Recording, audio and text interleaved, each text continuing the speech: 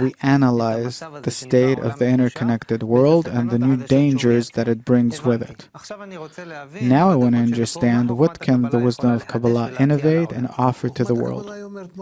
The wisdom of Kabbalah says very simply, the world is controlled by human nature. Unless we correct human nature, the world will deteriorate up to the point where it will finish itself off in a world war.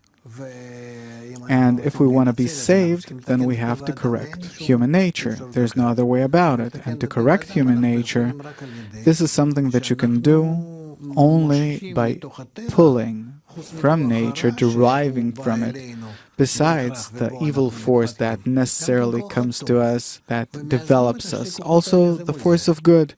And we balance these two forces, one opposite the other, and live peacefully in between.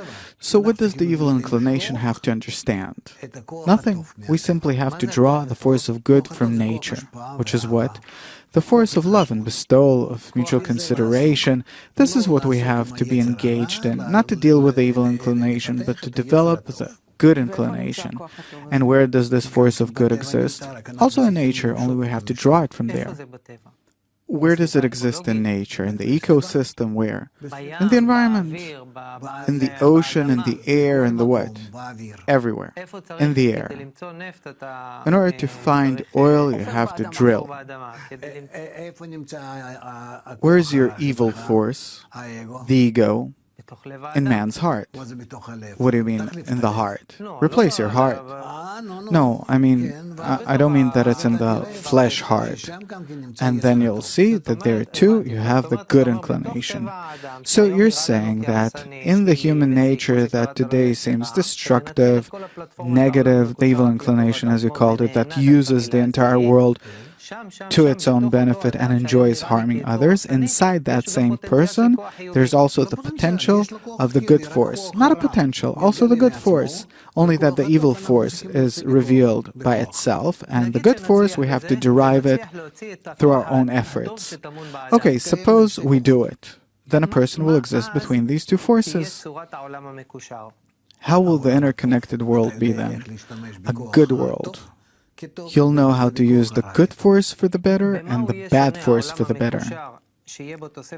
How will this interconnected world, with the addition of the good force, be different than the world that we had 100 years ago? I understand that the wisdom of Kabbalah isn't against technological development. The world's interconnected, and this will go and grow.